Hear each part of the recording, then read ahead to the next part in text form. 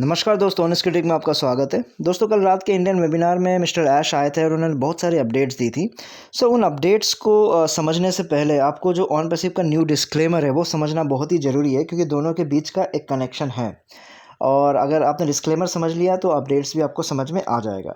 Disclaimer आप सबको पता ही होगा कि आपको अगर GoFounder वेबसाइट में आपको लॉगिन करने से पहले आपको ये जो डिस्क्लेमर है उसको पढ़ना पड़ता है, उसको ओके करना पड़ता है, तब जाके आप लॉगिन कर पाते हो। वो डिस्क्लेमर है क्या, उसको यहाँ पे हम डिस्कस कर लेते हैं। और इस बात की भी खुशी है कि हमारे जो चैनल में हम जो डिस्कस करते हैं उस चीज़ को अमल भी किया जाता है। वो पहले से भी करते आए हैं बहुत सारी चीज़ों को, मुझे पता है। जैसे कि अब रिसेंट में भी जो इंटरनेशनल वेबिनार को लेके जो हमने डिस्कस किया था कि अब इंडियंस 6 लाख हो चुके हैं, तो हमको अब सीरियसली लेना चाहिए, हमें रात रात भर ना जगाए, तो हमारे टाइम पे भी इंटरनेशनल वेबिनार हो, अंग्रेज़ों को भी बोले कि हमारे यहाँ अटेंड करें। तो वो चीज़ अच्छा लगा, वो चीज़ हो रही है। और डिस्क्लेमर से भी रिलेटेड मैंने स्टार्टिंग में, आई थिंक लास्ट ईयर जब मैंने चैनल स्टार्ट किया था, तब भी मैंने आपको क्लियरली बोला था कि ऑन पैसिव को मैं एक्सपेरिमेंट क्यों मानता हूँ, स्कैम क्यों नहीं मानता हूँ। और बहुत सारी चीज़ें हैं जो मैंने बोली थी लॉन्चिंग को लेकर, यूट्यूबर्स को भी डांटा था, चाहे वो सुनील हो, चाहे वो आपका जावेर हो, सोमलता जी हो, और आपके मोहम्मद कैफ, और एक उनका नाम भूल रहा हूँ, आई थिंक वो जो गुटखा खा के बनाते थे। तो वो लास्ट ईयर मैंने उनके लिए स्पेशली भी एक वीडियो बनाया था। सुनील इसलिए नाम लिया क्योंकि उस समय वो बहुत ज़्यादा पॉजिटिव थे और उनको भी मैंने काउंटर किया था, तो इसलिए उनका नाम लिया। तो आजकल वो लॉजिकली बहुत सारे अपोज तो कर रहे हैं, लेकिन वो सीधा स्कैम पे पहुंच गए, तो वो भी मैं नहीं मानता हूँ अभी। तो वो क्यों नहीं मान रहा हूँ, मैं जो कंक्लूजन इस वीडियो का करूँगा उसमें आपको समझ में आ जाएगा। तो चलिए वीडियो शुरू करते हैं। सबसे पहले जो डिस्क्लेमर है उसको समझाने से पहले मैंने परसों एक वीडियो बनाया था, तो जो मैंने उसमें डिस्कस किया था कि ऐश के मार्केटिंग आइडियाज़ के बारे में मैंने बताया था कि मार्केटिंग जो फ्यूचर में होने जा रहा है, यानी 60 दिन बाद या 90 दिन के अंदर जो होने जा रहा है, उसकी बातें तो बात की बात है, लेकिन उससे पहले जो अभी तक जो मार्केटिंग चली आ रही है वो बहुत लोगों को पता नहीं है।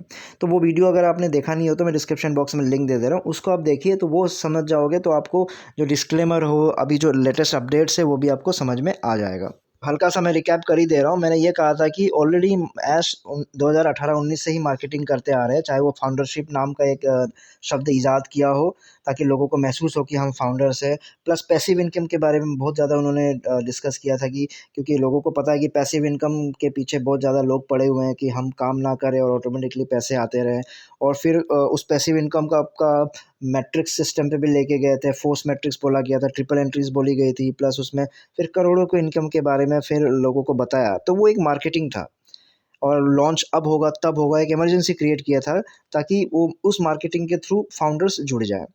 तो वो बहुत ज़रूरी भी था, मैंने बताया था क्यों ज़रूरी था, क्योंकि वो ऑन पैसिव इतना बड़ा आज इसलिए हुआ है क्योंकि वो इस तरह की मार्केटिंग की गई है। तो अब मुझे लगता है कि वो जो मार्केटिंग की रिक्वायरमेंट अब है नहीं, अब नई तरह की मार्केटिंग होगी, क्योंकि जितने फाउंडर्स की रिक्वायरमेंट थी आई थिंक पूरे हो गया है, और बहुत सारे अगर और भी फाउंडर्स चाहिए तो वो ऑब्वियसली चलता आएगा। अब उसको अलग स्ट्रेटेजी से मार्केटिंग करके नए फाउंडर्स लाया जाएगा।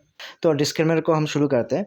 तो सबसे पहले बात है, जो डिस्क्लेमर में ये बोला गया कि ऑन पैसिव जो है एक रियल बिजनेस है, क्योंकि उसमें रियल प्रोडक्ट्स हैं, रियल एम्प्लॉयज़ काम करते हैं, उसमें एक आईटी टेक्नोलॉजी कंपनी है, और वो लेटेस्ट जो एआई सॉफ्टवेयर टेक्नोलॉजीज़ है उसको यूज़ करती हैं for our global customer base.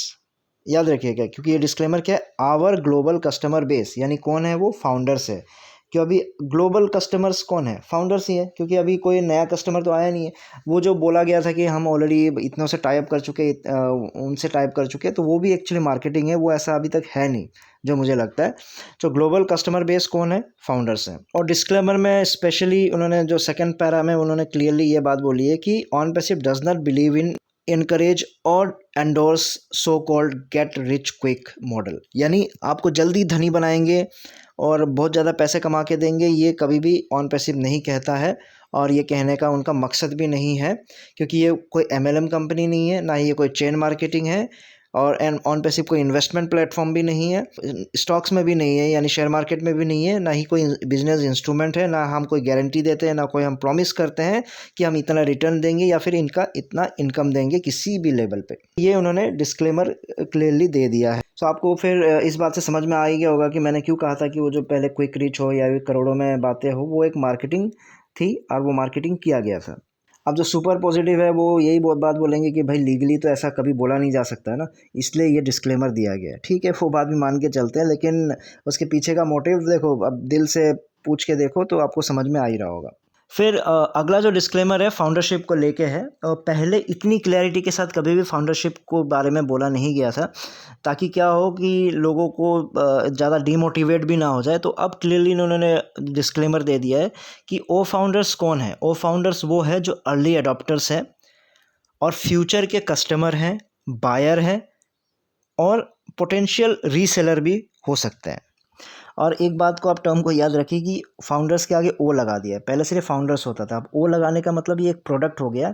तो फाउंडर्स जो वर्ड होता है वो आप अब इस तरह से भी आप नहीं बोल पाओगे कि हम मालिक है, क्योंकि अब वो फाउंडर नहीं बल्कि ओ फाउंडर है। लेकिन जो मॉडल है यानी एग्जैक्टली क्या होगा वो अभी तक डिफाइन इसलिए नहीं है, क्योंकि वो डिपेंड करेगा कि फ्यूचर में जो ऑन पैसिव के जो प्रोडक्ट है बिकेंगे और उसका स्केल क्या होगा।